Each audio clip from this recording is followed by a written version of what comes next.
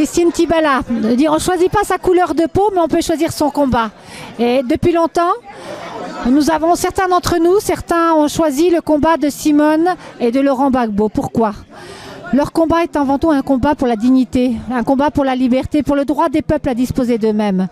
Depuis qu'ils ont conquis le pouvoir par les urnes, depuis octobre 2000, la planète, l'Occident prédateur s'est ligué contre eux et les a empêchés de mener à bien le programme qu'ils avaient.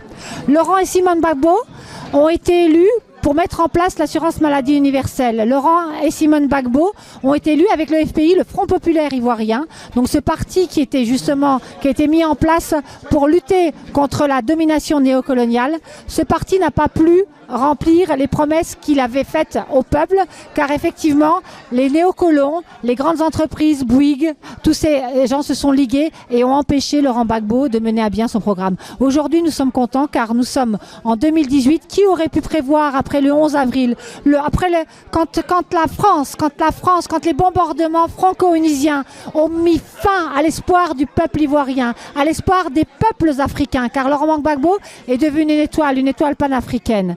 Et il est important aujourd'hui de dire que le combat n'est pas terminé, car il ne faut pas remercier Ouattara pour avoir amnistié 800 prisonniers d'opinion, 800 prisonniers politiques. D'abord parce qu'il a fait cette promesse-là, il a fait cette déclaration. Or aujourd'hui, on constate que seulement une cinquantaine, quelques dizaines de prisonniers politiques, dont la première dame Simone et Yves Gbagbo, sont effectivement en liberté. Ils sont des centaines de prisonniers politiques, connus ou inconnus, qui continuent de croupir dans les geôles ivoiriennes. Et c'est pour eux que nous devons continuer la lutte. Car Ouattara a pris cette sale habitude. Cette sale habitude, ça consiste à prendre des personnes en otage. Oui, les prisonniers politiques ivoiriens, qu'ils soient connus ou non, sont des détenus d'opinion et sont de véritables boucliers humains. Il en emprisonne 10, il en libère 7. Et aujourd'hui encore, nous dénonçons le fait que, au-delà des prisonniers politiques, de la liste des prisonniers politiques connus, celle que Michel Gbagbo a remis il y a quelques jours à peine, aux ONG telles Amnesty International et FIDH. Ils sont des centaines de prisonniers politiques anonymes en Côte d'Ivoire et ailleurs. Voilà ce que je voulais juste dire.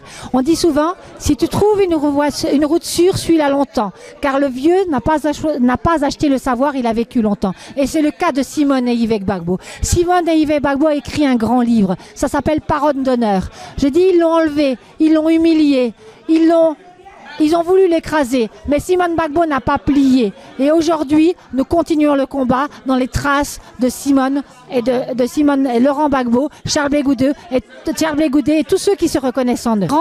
D'un vos grands hommes, Julius Nyerere, une icône panafricaine, qui disait le nationalisme africain est insensé, dangereux et anachronique s'il n'est pas en même temps un panafricanisme. C'est pour ça que nous nous reconnaissons dans le combat de Laurent et Simone Gbagbo, car il ne consiste pas seulement à prêcher un nationalisme replié sur soi des Ivoiriens, mais bien à amener tous les peuples africains à prendre leur destin en main. Message particulier à toutes les femmes panafricaines, car pour nous, Simone et Yves Gbagbo n'est pas seulement la figure emblématique de la libération de la Côte d'Ivoire, elle est devenue la figure, le symbole de la libération de toute l'Afrique. En elle, nous reconnaissons les précurseuses, toutes ces femmes qui se sont levées, Il y a celles qui sont connues comme Aminata Traoré, mais n'oublions pas de saluer le combat de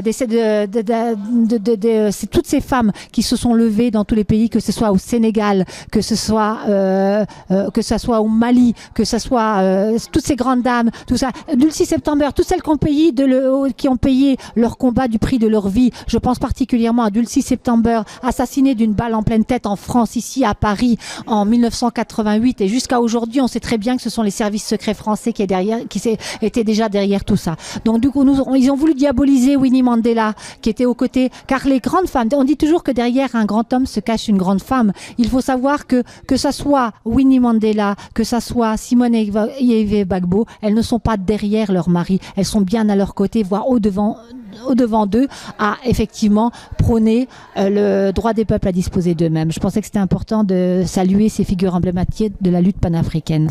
Aline Sitoé Diatta. Voilà, je veux dire que derrière le combat de Simone et Yves Gbagbo, il y a le combat de ces femmes qui sont mortes, qui sont souvent pas très connues. Je pense notamment à Aline Sitoé Diatta, cette jeune femme de Casamance qui s'est levée contre l'oppression coloniale à l'époque, en 1944, alors que nous étions en pleine guerre, qu'on demandait l'effort de guerre à tous les peuples africains. africains, qu'on enrôlait de force des soldats africains qu'on appelait abusivement tirailleurs sénégalais. Cette jeune femme s'est levée et elle a dit arrêtons de cultiver pour le blanc, arrêtons de cultiver, de faire des cultures d'exportation qui ne nous enrichissent pas et qui ne nous permettent pas de vivre, et privilégions les cultures vivrières. Pour cela, simplement parce qu'elle constituait un danger alors qu'elle n'avait pas pris une arme, qu'elle n'a pas levé une armée, Aline Sitoé Diatta a été déportée au Mali où elle serait morte à l'âge de 24 ans. Voilà ce que nous devons commémorer. Chaque fois que je pense à Simone Veil Gbagbo, je me rappelle qu'elle a inscrit son combat dans les traces de toutes ces femmes pionnières. Voilà. Et nous invitons donc toutes les femmes panafricaines qui croient en la libération de l'Afrique, qui croient également qu'une grande partie de ce combat passe par les femmes africaines qui se sont levées, les Amazones, toutes ces Amazones. Nous leur demandons de nous rejoindre ce samedi pour continuer le combat. Donc c'est une marche, c'est une grande marche pacifique qui partira de Port de Clignancourt et qui aboutira, qui se terminera à la place de la République. Voilà.